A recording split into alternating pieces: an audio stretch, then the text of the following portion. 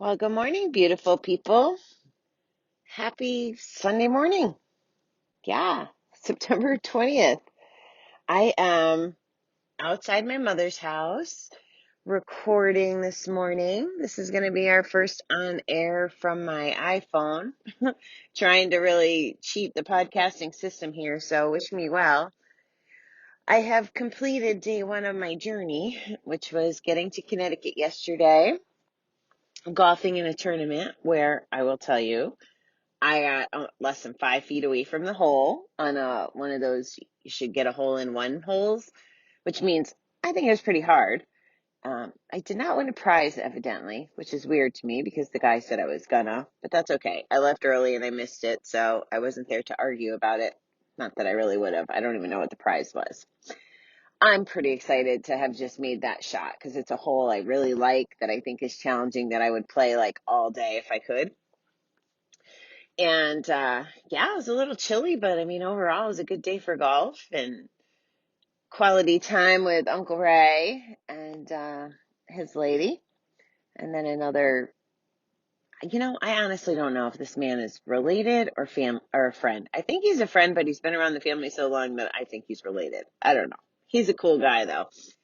So that was good. And then I'm gonna recap you every day. This is what these on the road shows are gonna be. And I'm gonna tell you if I learned anything that day. I'm guessing I will have because I already learned yesterday a couple things. I'm going to share one with you here in a second.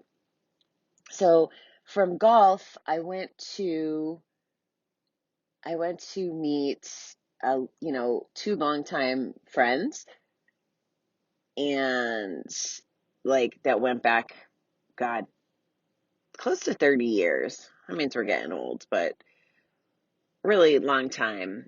And one of them I see or talk to at least about once a year. I see him. And when it's not COVID, we go and see him at the Renaissance Festival. And it's like it had become like a 4th of July week kind of tradition was to go see him. And I'd get to see his wife and his daughter. So we're a little bit more in tune on each other's lives. And we've had some great conversations this last year, even on the phone. And it's important for me. And, if you're trying to stop gambling, for example, um, you may find that there's these people in your life that you may want to stay connected to, for because you want to nurture the relationships, of course, and keep your friends. But it takes mindfulness and being aware, right? Like I have to stay in touch with Jonathan deliberately.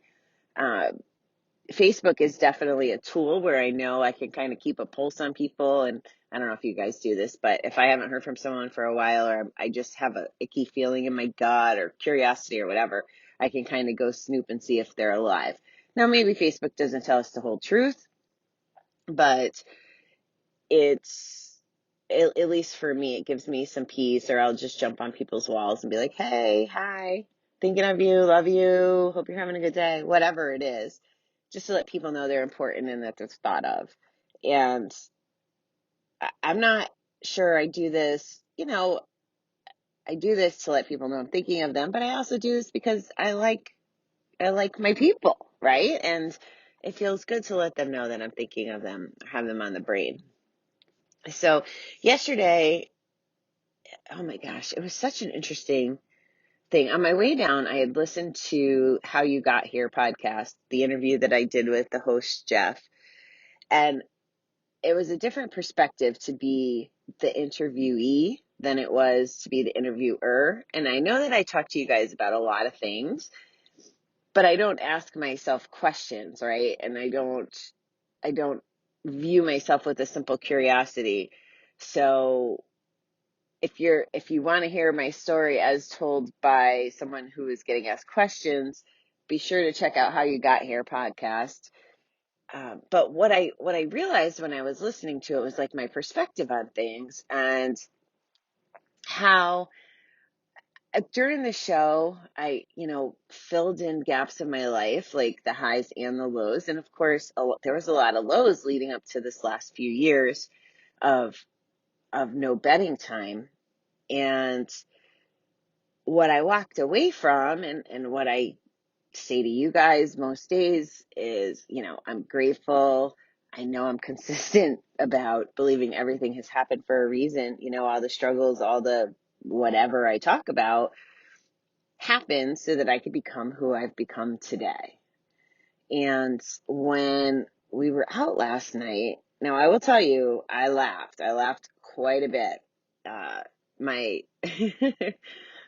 my other friend that was there, is my ex-boyfriend from high school, and he was just fired up, and it was that part of it was really funny. There was a lot of sarcastic humor, and Jonathan's that way too. He has just such a dry, I don't even know how to describe his humor, but he calls me Robert, for example. He always has.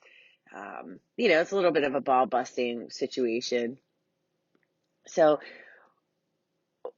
we had the waitress took pictures early on, and we're trying to explain the dynamic. I'm like, yeah, I don't even know why we broke up. And to be honest, I still don't remember, and I don't have even more clarity even after talking to the guys about it last night. It's still very confusing. However, our perspectives were so freaking different. Like, I have been talking to you guys and everybody, and I'm like, I'm going to see my, prom date. Well, he was adamant he didn't go to the prom. I'm like, dude, I got pictures. Like, it's the prom. Of course we have pictures. And what it really was it was my high school graduation that he had, like, like the full blown, it felt like left at the altar, right? We must have been fighting or whatever. And I remember my whole graduation ceremony just waiting for him to show up, and he never did. So he was confusing the two incidents.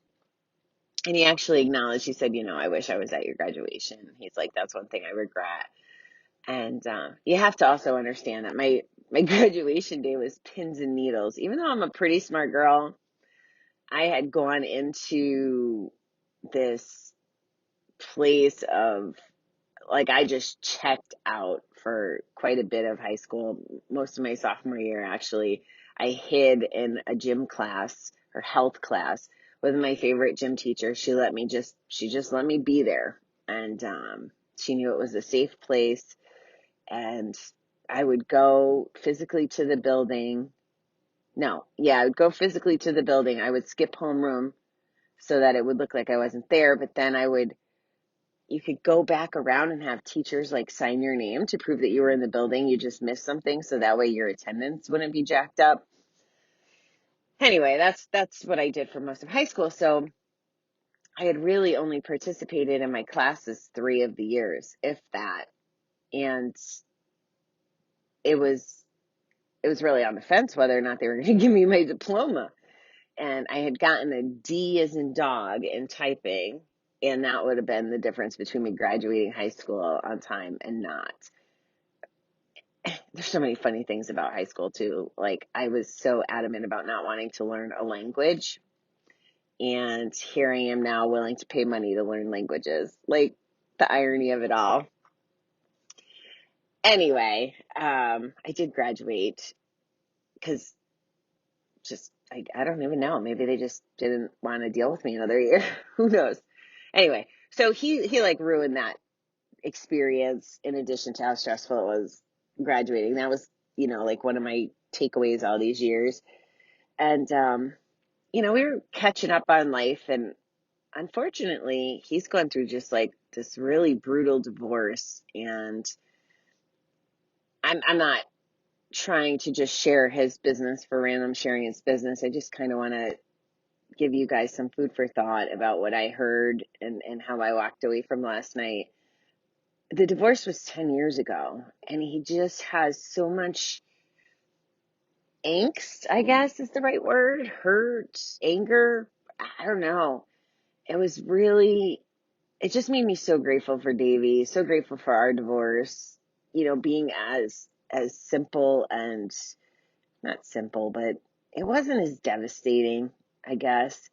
Not that it's comparing. Every divorce has its own thing, and I shouldn't speak for Davey, but from my perspective, now, mind you, I was gambling through all of this, right? So I could have very well been numb which might be a difference. You know, I don't know for sure, but at any rate, my ex just has had a rough couple decades, it sounds like. And what I what I realized, and I said this to him because he's kind of in like a countdown mode to when he can like go restart his life. And I said to him, I was like, well, you can wait till your kids are grown up and go start your life, but you're still going to be there. Like if you're this miserable and sad and like you're at this place where you have a choice now. Like you can make the next 4 years while you're still here great and excellent, or you can be miserable. And he's like stuck in this miserable place. I hope that some of the stuff we talked about will sink in, quite honestly. And I'm finding that I'm always in coach mode. That's one thing that's definitely showing up. And I mean well, so I don't know if it's a bad or good thing. And it's weird because I think on some level he understands. He was telling us about this ex-girlfriend that had said something along the lines of like, we can't control the pain, but we can control the suffering. And that's what I was trying to say to him, was like, okay, like you can't go backwards, but let's reset the brain. Let's start looking for the good stuff. Let's move forward. And I know that my message was not necessarily received, and I didn't push, right? Like it was a first time seeing each other, but guys, we do have a choice. Like we have a choice every day when we wake up. And some days it's going to be harder to be, rainbows and unicorns than others, but we still have a choice. And about our attitude and how we show up. Like I just left Cumberland Farms. I walked down and I grabbed coffee. Now I'm in Connecticut, so we have Cumberland Farms in New York. It's a gas station, for those who don't know. And if my friend Turtle is listening, I'm sorry. He works for a different chain, and I don't want to upset him that I'm not at his gas stations when I'm in New York. But it's with COVID, a couple times when I've come down here, it's usually they have this amazing self-service coffee section. And I love it because they're really good about keeping their cream full. And I take a gazillion creams, and it's a big cup and it's only $1, and it's just a fabulous business model that they have going on. Well, I was here, and last two times I was in Connecticut, one of the times the Cumbies that I walked to from my mother's house was closed. So I was pissed because I walked down the hill, I have to walk back up the hill. I mean, I love walking, but it was more like the inconvenience of it, and it really made me grumpy. And my mother was looking for a pretzel that day. They make these really good cream cheese pretzels, which I had never had prior, but that particular day I had to run downtown. I had to, go to a different store that didn't have the coffee bar set up. She had to wait on me because of COVID. She didn't have the pretzels, and I'm sure I was grumpy about it. And then the next time I came, I go, this Cumbies is open. They wait on you. And I'm funny. Like when I go to Dunkin' Donuts, the order is 12 creams, 2 sweet and lows, and a big straw. Those are all the things I need for my coffee to make me happy. And if my coffee is not the way I enjoy drinking it, it makes me miserable then. That people, like, how could people mess up the order? Why don't they care? Blah, blah, blah. Now, luckily, I've been not having coffee as much, as you guys know. I've only been back drinking it again another week and a half or so. But it becomes like tradition when I'm here with golf and coffee, and I've had just such a weird transitional week that I've allowed myself the grace to have coffee. So I go this morning and I walk in, and I could see that the coffee stations are open again. Like I can wait on myself. So I'm excited. Now, mind you, I've only been awake like 10 minutes. So I'm not quite myself yet. And I don't have coffee in my system. And I'm looking around for the lids and I can't find them. And I'm like, well, where's the lids? And the lady's like, oh, but you have to get them at the register. Which, guys, I don't really freaking understand. I get it. Maybe people touch lids or whatever, but we also touch the sugar packets and all the other things that are open out there.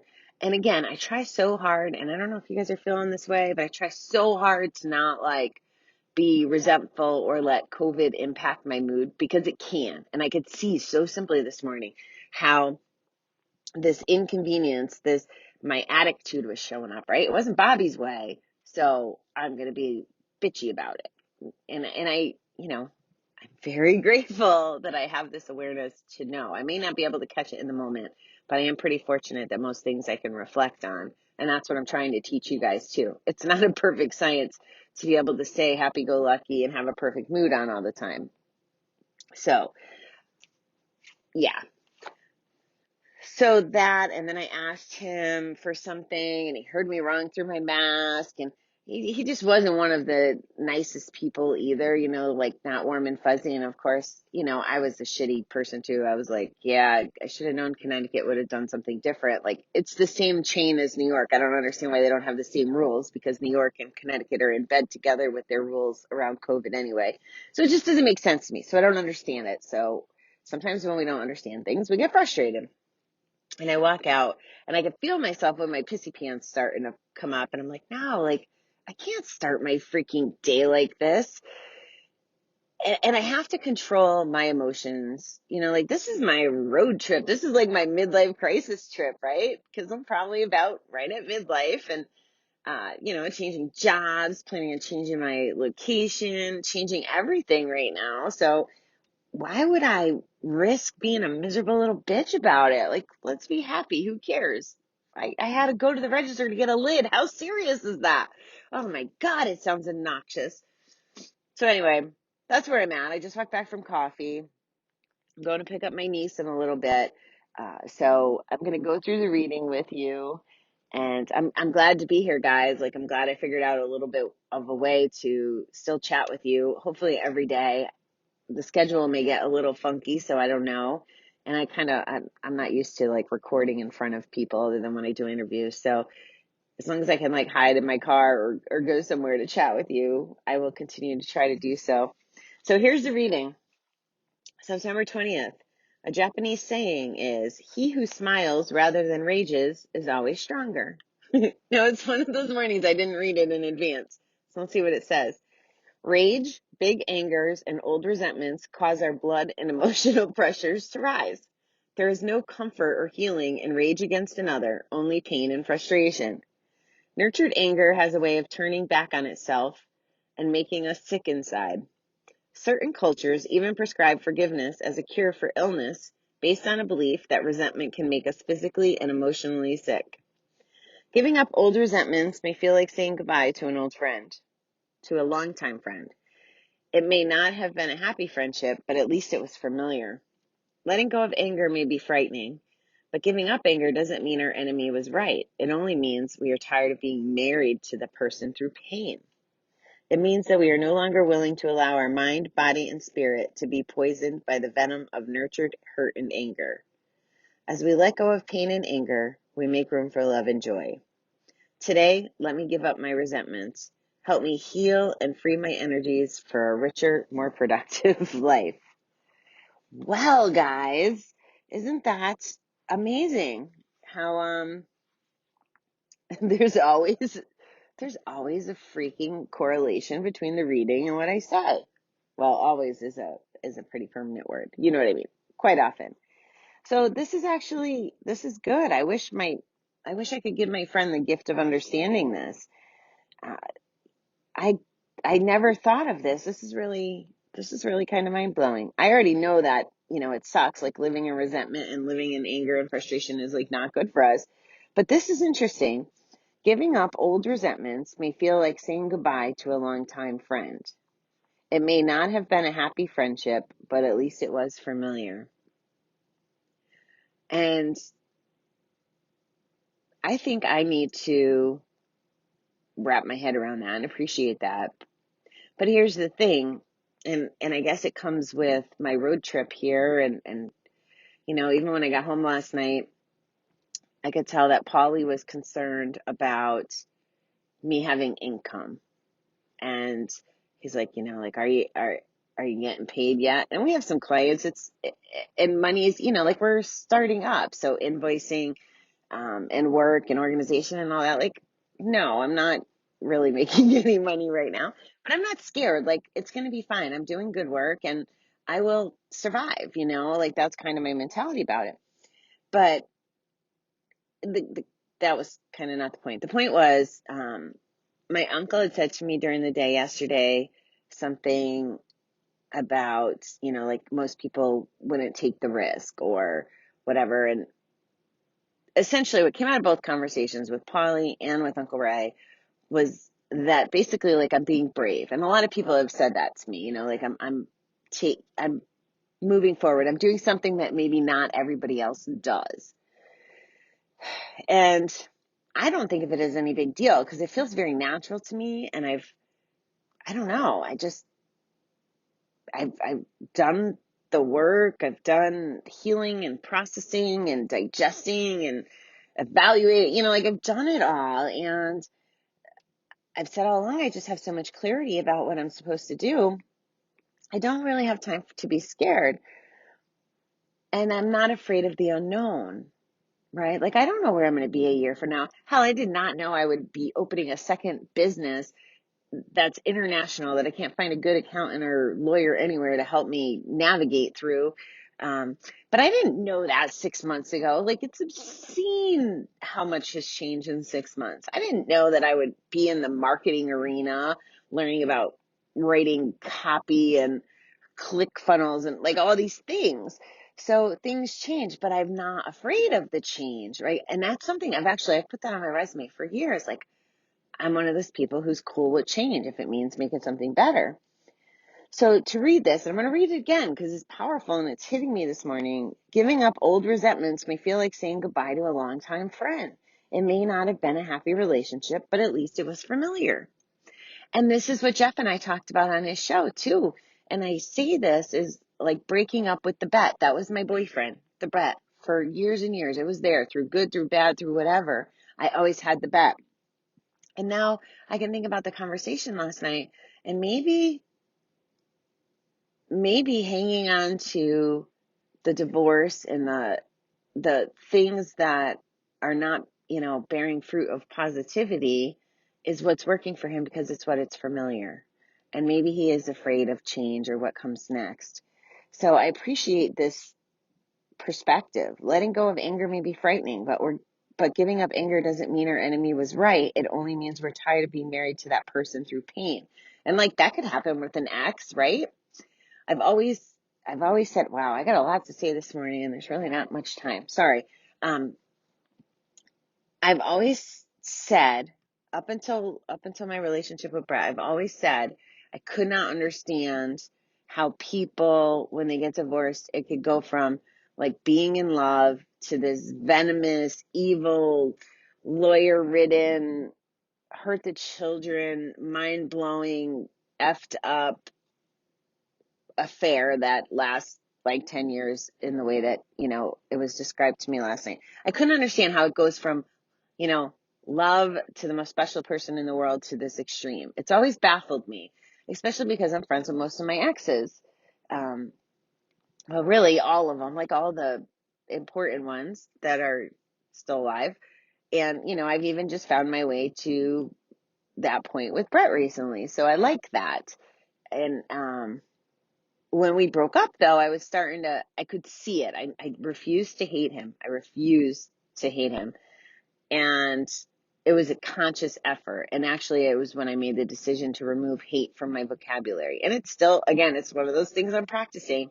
But there's nothing worth hating, is how I feel.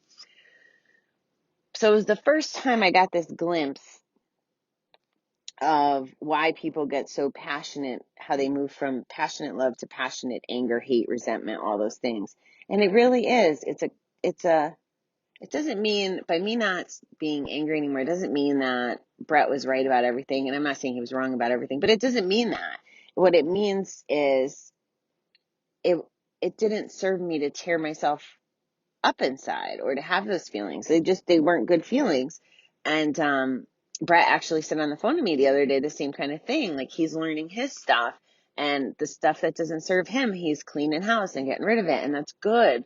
Like, he's emptying his bucket, right? And I've been continually emptying my bucket, which is why I see things so differently, I think, than these people in my life. And, Yeah, that's what needs to happen for my friend last night. He needs to clean his bucket. But I can understand if our buckets are what we're used to and what we're comfortable with. I have a little bit better perspective this morning on why people hang on to it. It's comfort. It's comfort. Why do people who are drug users use drugs? Because it's comfortable. It's what they know. It's what feeds their body. Why do food addicts or people who have emotional eating, go for the macaroni and cheese? I mean, or the ice cream, the comfort foods. It is comfortable, and our bodies sometimes need comfort. And and I'm saying that without judgment because it's true. Yeah, sometimes it just feels better. That's probably why I have coffee and cigarettes in my life right now, because I am a little uncomfortable and I'm a little stressed, and I'm not saying what I'm doing is the right way to cope, but I've learned enough to know that, okay, I'll get through not smoking again. I'm going to start again tomorrow. I still have not smoked in my car. I refuse to smoke in this car. And, you can't go on 80 hours of driving while you're smoking. In a car, you don't smoke in. I'd never get anywhere, right? So I think I'm learning a little. So I'll leave you with the last line. Today, let me give up my resentments. Help me heal and free my energies for a richer, more productive life.